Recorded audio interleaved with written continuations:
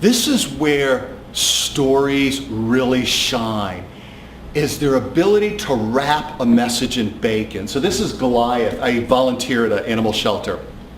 So this is actually, his name is Goliath.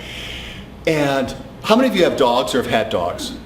Okay, and you know the joys of trying to get them to take medicine.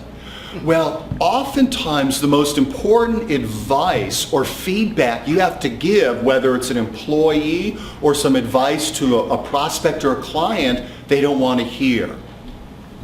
And oftentimes, what do we do? How many of you can relate to this? I've done it. I continue to catch myself. If they're not getting it, we just dial up our intensometer. Isn't that true? And all it does, it just makes them, hunker down more. What's wonderful, this is Vinny.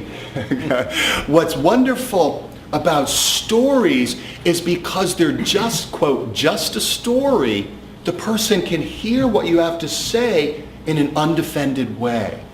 And so using stories to wrap your message in bacon, very helpful when it's a hard to hear message, when the person is skeptical or defensive. Actually, I'll go back here. I thought there was one more. Let me give you an example.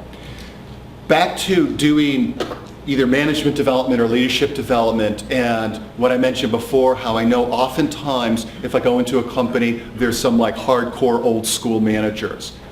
And they think, quote, soft skills like are warm fuzzy stuff, as opposed to realizing that communication skills and human relations skills, so-called soft skills, are actually the software that run your business. Imagine investing in state-of-the-art hardware and using Windows 3.0 software. Good luck with that.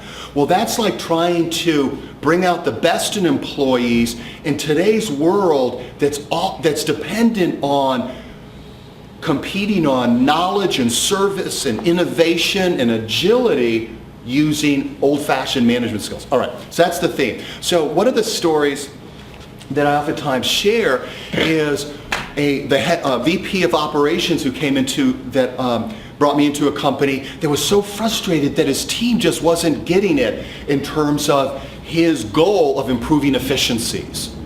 And it was a multinational company that had bought out a small manufacturing plant.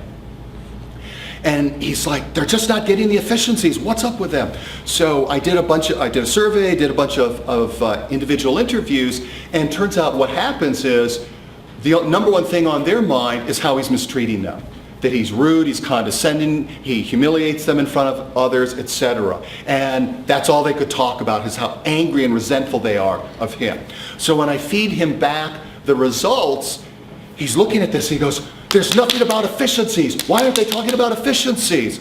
And I'm thinking, dude, they're not talking about, they're not concerned about efficiencies because they hate you. That's why.